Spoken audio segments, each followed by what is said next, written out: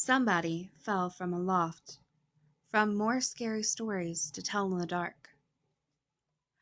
I had signed on as an ordinary seaman of the Falls of Ettrick, a merchant ship bound for England.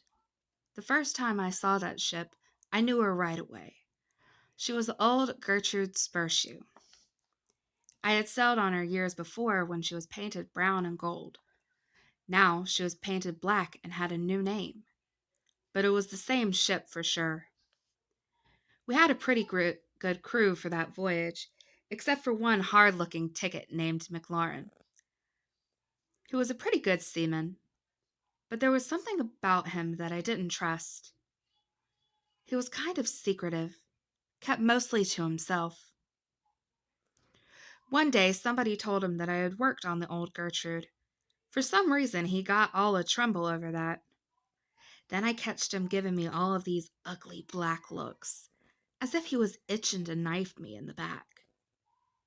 I guessed it had something to do with the Gertrude, but I didn't know what.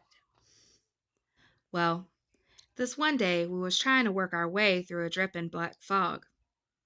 You'd scarcely know we had all the lights on.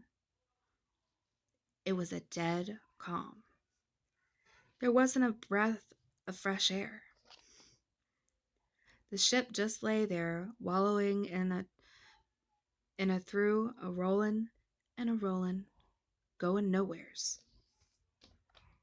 I was standing my watch around midships, and McLaurin was doing his trick at the wheel. The rest of the crew was scattered around one place and another. It was as quiet as could be. Then all at once, whack! This thing hit the deck, right in front of McLaurin. He lets go a screech that turns my blood cold, and he falls down in a faint. The second man starts yelling that somebody has fallen from aloft.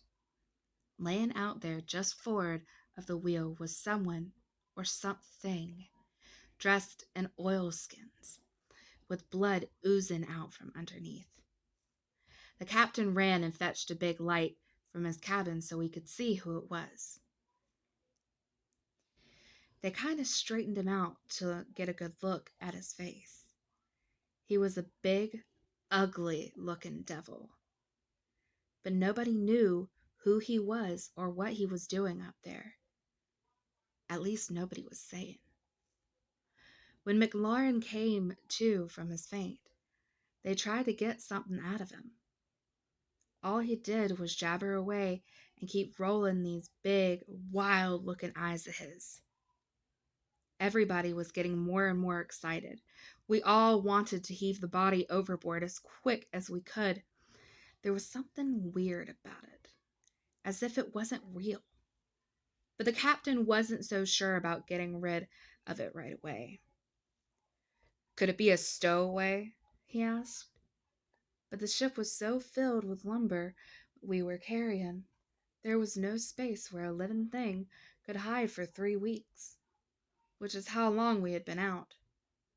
Even if it was a stowaway, what was it doing aloft in such a dirty day? There was no reason for anyone to be up there. There was nothing to see. Finally, the captain gave up and told us to heave him overboard. Then nobody would touch him.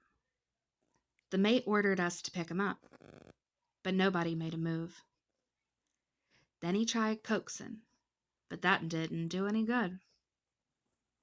Suddenly, that loony McLaurin starts yelling, "I handled him once, and I can handle him again." He picks up the body and staggers over the railing with it. He is just about to throw it overboard when it wraps its 2 big, long arms around him, and over they go together. Then on the way down, one of them starts laughing in a horrible way. The mates are yelling to launch a boat, but nobody would get into a boat, not on a night like that. We threw a couple of life preservers after them, but everybody knew they wouldn't help. So what was that? So that was that. Or was it? The first chance I had to go home after that, I went right over to see old Captain Spurshoe, who was captain when the Gertrude was around. Well, he says, one trip these two outlandish men shipped aboard the Gertrude. One was McLaurin, the other was a really big fella.